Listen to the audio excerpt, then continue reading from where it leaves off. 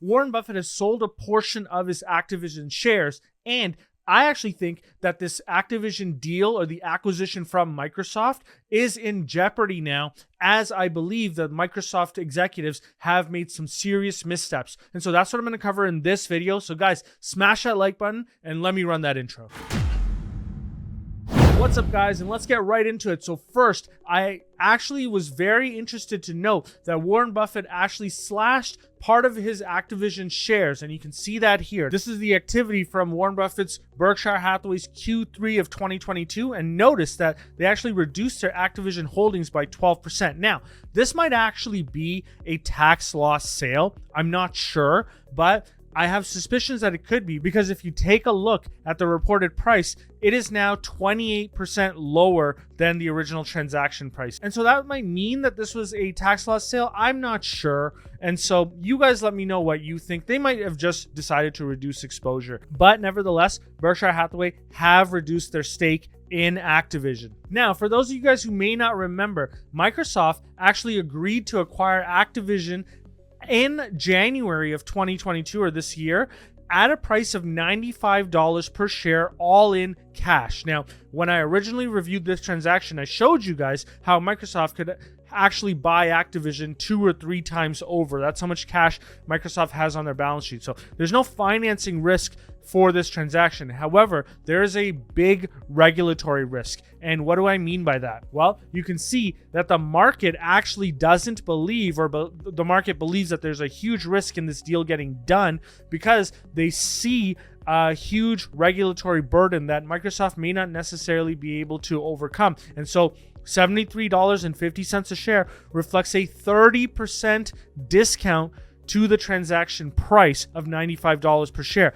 And since this transaction is expected to close in mid-2023, that's a huge annualized return. You're talking maybe, I don't know, 60% or more. And so what's going on? Well, you can see here that the FTC is likely to file a lawsuit and block Microsoft's bid for Activision, as reported by Reuters. And what they're saying here is that the US FTC is likely to file an antitrust lawsuit to block Microsoft's $69 billion takeover of video game publisher Activision. And so what exactly is going on? Why would they do this? Well, you can see that the deal is actually under scrutiny because of Call of Duty. Now, I'll dive into that a little bit more, but notice that the European Union actually opened up a full-scale investigation earlier this month, and the European Union competition enforcer said that it will decide by March of next year whether to clear or block the deal. And so what the issue is that the deal has come under criticism by Sony,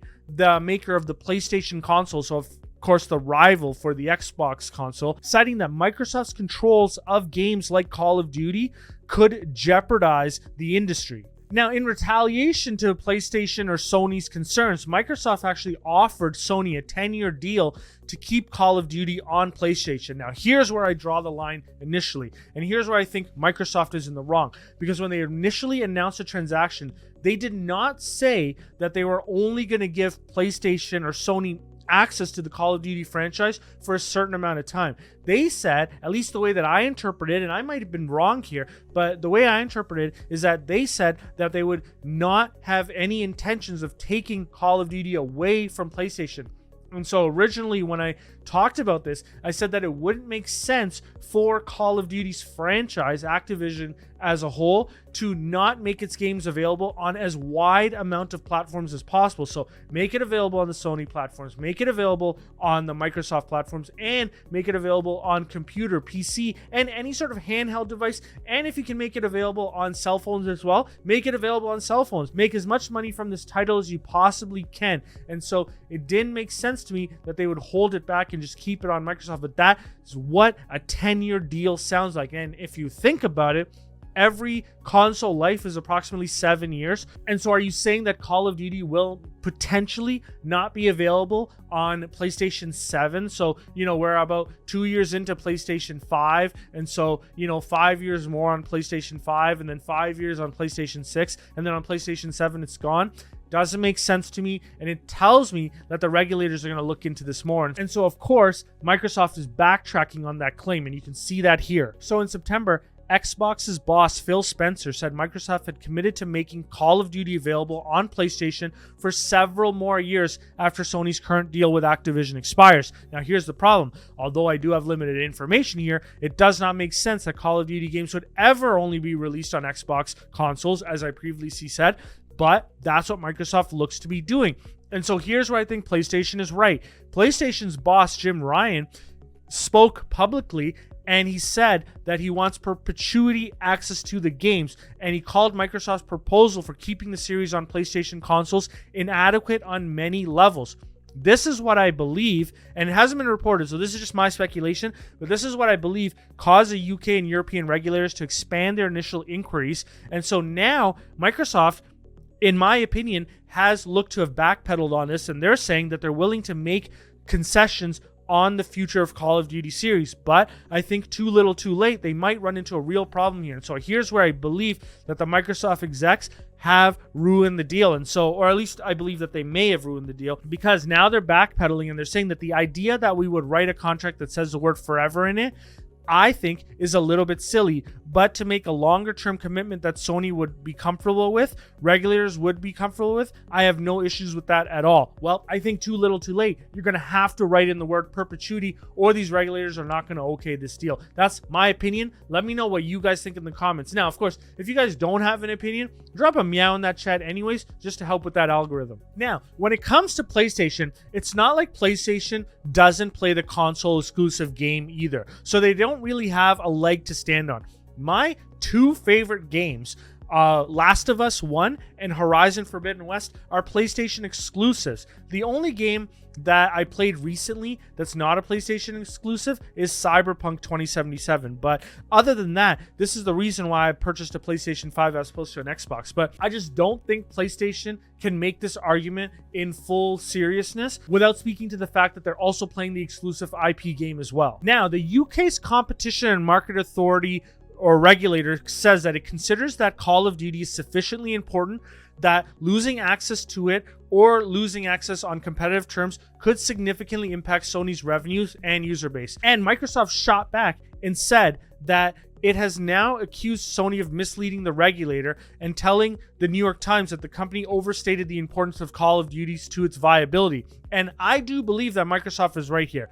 Call of Duty is not super viable to Sony continuing with the PlayStation, but ultimately it does look to me like Microsoft was the one doing the misleading by originally stating that they did not intend to make the Call of Duty game a console exclusive. And so I do believe that they're going to have to write in the fact that this is a perpetuity accessed game by PlayStation, and why not? Getting exclusive access to Call of Duty was originally not disclosed as part of the reason why they were making this acquisition, at least not to shareholders. But then the question is, what was the purpose of the acquisition? Well, you can see here, Phil Spencer said the Xbox business will become untenable if it remains irrelevant on mobile. And so Xbox claims that the Activision Blizzard deal is primarily about Candy Crush, not Call of Duty. And so if the deal is primarily about mobile, then why not offer perpetual access of the Call of Duty franchise? That's the question I have to have. Now, here's the other thing. If this deal falls, notice how much revenues have declined in fiscal year 2022.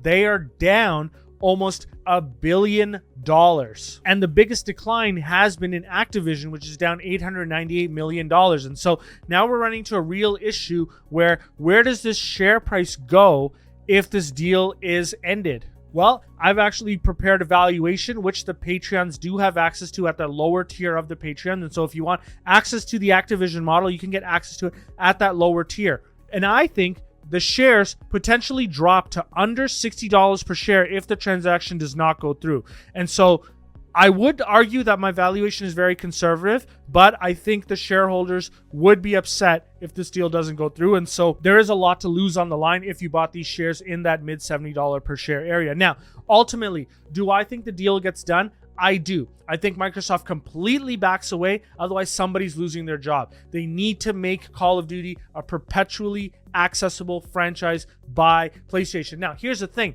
Why not? Because at the end of the day, so long as players are playing on PlayStation this game, Microsoft is still making the revenue from the sale of the games. Now, if they just want to increase the price to make up for the fact that they have some lost margins on how they modeled this out internally, why not just do that? So ultimately, they're going to have to make concessions here. I think they're going to make concessions, and we'll see how this goes. Now, the other company that's doing really well in this environment, and I think they're really turning the business around, but it's still early, is Meta. And I actually just recently put out a video on Meta where I'm talking about how they're sort of making their algorithm a little bit better with respect to how it recommends videos and content to its users. And you can actually get to that video right here.